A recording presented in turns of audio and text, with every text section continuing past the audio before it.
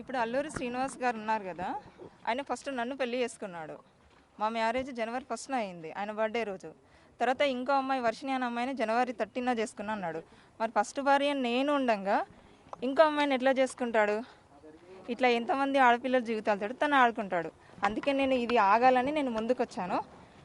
దయచేసి మీ మీడియా వాళ్ళు కానీ, పోలీస్ డిపార్ట్మెంట్ కానీ, గవర్నమెంట్ కానీ అతని మీద స్టెప్ తీసుకోవాలని నేను కోరుకుంటున్నాను. ఏమని ఫస్ట్ మీతో ఏం మాట్లాడారంటే మీరు తనకి ఎలా కాంటాక్ట్ అయ్యారు ఫస్ట్? అసలు అంటే నేను ఒక భక్తి పరంగా ఉన్నా కాబట్టి తనని కాంటాక్ట్ నేను అయ్యాను. అయిన తర్వాత మా మధ్యన మంచి క్లోజ్నెస్ పెరిగింది ఫస్ట్. ఆ తర్వాత అది కాస్త ఈ పెళ్లి దాకా వచ్చేసింది. పెళ్లి చేసేసుకొని ఏదో సేవ, ఒక ఆశ్రమం పెట్టి ఒక సేవ చేసుకుంటూ ఉండిపోవాలని అనుకున్నాము. దానికి ప్రిపేర్ కూడా అయ్యాము. చాలా చోట్ల ల్యాండ్స్ కూడా వెతికాము, కానీ మేము తీసుకోలేకపోయినాం. ఎందుకంటే ఈయన ఒక్క మాట మీద నిలబడడు. రోజు రోజుకి తన మాట అనేది చేంజ్ అవుతూ ఉంటుంది. ఇప్పుడు ఏదైతే నేను ఒక లైవ్ చూశాను, రాధిక అనే ఆమె అడ్వకేట్, ఆమె లాయర్గా చేస్తుంది. ఆమెకు పెళ్ళై భర్త వేరే వాళ్ళతో వెళ్ళిపోయిండు. ఆ డిప్రెషన్లో ఉండి, ఓకేనా, ఆ డిప్రెషన్ నుండి నాకు ఫోన్ చేసి, అమ్మ నాకు ఇలా జరిగింది, నన్ను కొద్దిగా కాపాడండి, నాకు కొద్దిగా తోడుండండి, కొద్దిగా నా భవిష్యత్తుని కాపాడండి అని నన్ను అప్రోచ్ అయితే నేను ఆమెకు ఫోన్లలో మాట్లాడడం జరిగింది. కానీ ఏదైతే ఆమె ఇప్పుడు పెళ్లి చేసుకున్నామో, నాకు తాళి కట్టింది అనేది ఇదంతా అబద్ధం.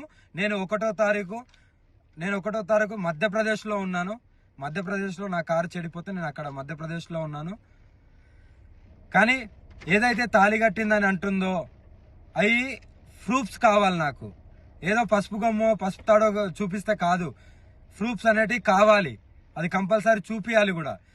ఇంకోటి ఏంటంటే నా ఆడియో రికార్డింగ్ మాత్రమే పెడుతుంది కదా, మరి ఆమె మాట్లాడిన ఆడియో రికార్డింగ్ కూడా కావాలి. ఆమె మాట్లాడిన ఆడియో రికార్డింగ్ కూడా బయట పెట్టాలి.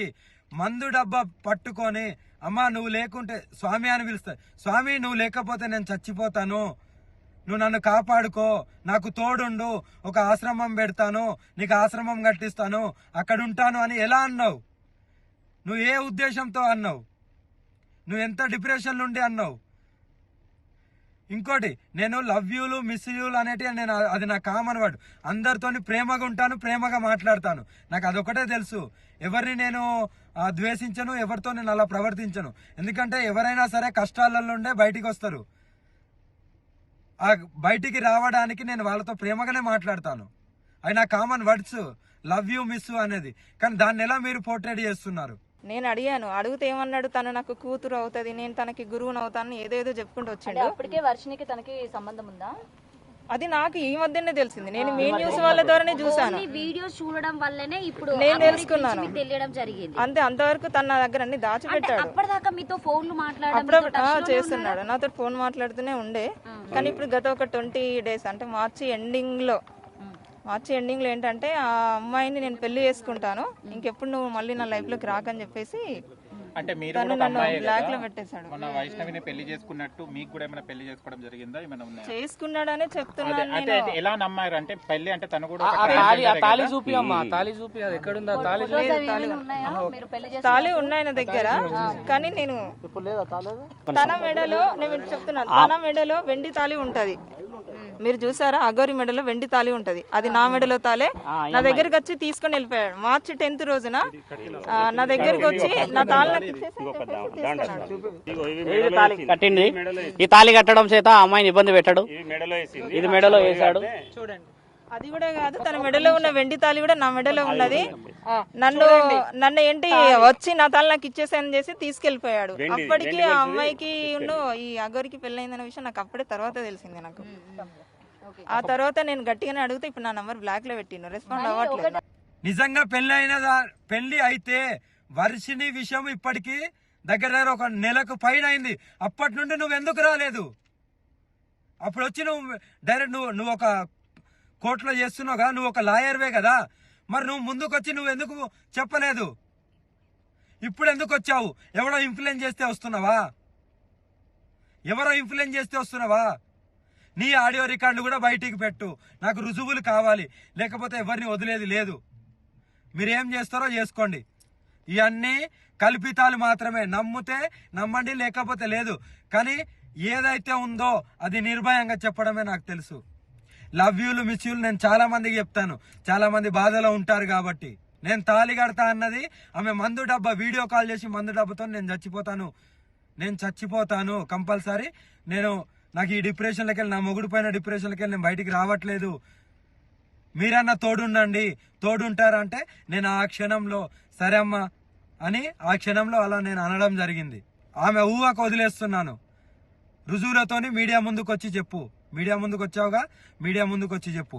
కానీ నేను ఎప్పుడు మీడియా ముందుకు నేను రావాలి అని అనుకోలేదు. పెళ్లి అంటే నా దృష్టిలో ఏంటంటే ఇప్పుడు ఆ అమ్మాయి మేమేదో లవర్స్ అని చెప్పేసి మేము సహజీవనం చేస్తామని అలాంటి ఉద్దేశము నాకు లేదు. నాకేంటంటే నాకు ఇప్పుడు కాదు, తన కలవక ముందే నాకు ఒక ఆశయం ఉండే, ఒక ఆశ్రమం పెట్టాలి, గోమాతలని కానీ ఏదన్నా వృద్ధులని కానీ ఇలా చూసుకోవాలని నేను, మా మామయ్య, మా అన్నయ్య మేము ఒక కమిటీగా అనుకున్నామా. సో ఈయన కూడా సేమ్ నాకు అనుకూలంగా మాట్లాడేసరికి సరే అలా ఒక భక్తురాలుగా ఉండిపోవాలి తప్ప ఇది ఇంతవరకు ఆగిపోవాలని నేను అలాగే ఉన్నాను. నాలాగా ఇప్పుడు ఆ వర్షిని అమ్మాయి కూడా ఏంటంటే తను చిన్నపిల్ల. సో తను ఏంటంటే తను లవ్ చూపిస్తాడు. ఎలా అంటే ఇక అది ఒక మీ నిజమైన ఆయన అంటాడు కదా, అంగం అని, అంగం ఉన్నోళ్ళు కూడా చూపెట్టలేనంత ప్రేమ చూపిస్తాడు. నాకు 15 days బ్యాకే తెలిసింది. అంతకు ముందు నుంచి కూడా 15 days బ్యాకే తెలిసాయి. అంటే అంతకు ముందు నుంచి కూడా మీడియా నాకు తెలీదు. మీరు చూడలేదా?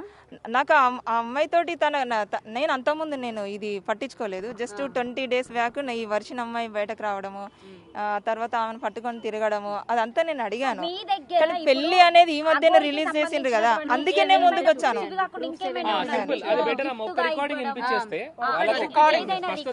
ఎందుకంటే నిజంగా మీరు భార్య అని చెప్పడానికి ఏమైనా ప్రూఫ్స్ ఉంటే చూపించండి. నా దగ్గర వాయిస్ రికార్డ్స్ ఉన్నాయి, నేను చూపిస్తాను. నన్ను పెళ్లి చేసుకొని నువ్వు అడిగిందానివి, నువ్వు చచ్చిపోతా ఎవ్రీథింగ్ అన్నది నువ్వు. చచ్చిపోతాను, నేను బతుకుతలేనంటే నీకు నేను లవ్ యూలు మిస్ యూలు చెప్పాను తప్ప ఎందుకు ఒక ఆడపిల్ల ప్రాణం ఊరికే పోవడము అని ఆ డిప్రెషన్లోకి వెళ్ళి బయటికి తీయడానికి అన్నాను తప్ప నిన్ను పెళ్లి చేసుకున్నా అనే రుజువులు ఎక్కడున్నాయి? కావాలి నాకు అవి. నువ్వు బెదిరిస్తున్నావనే కదా నేను తాళి కడతాను సరే ఉండు అని ఊరికే అన్నది. నీకు కట్టానా? నీకు కట్టింది చూపెట్టు, మరి నీకు కట్టింది చూపెట్టు. మెడలో తాళీలు అంటున్నావా? ఇగో నా దగ్గర చాలా ఉంటాయి, ఓకేనా? ఇది అమ్మవారి తాళీలు, ఓకేనా? మరి ఎలా అంటావు నువ్వు?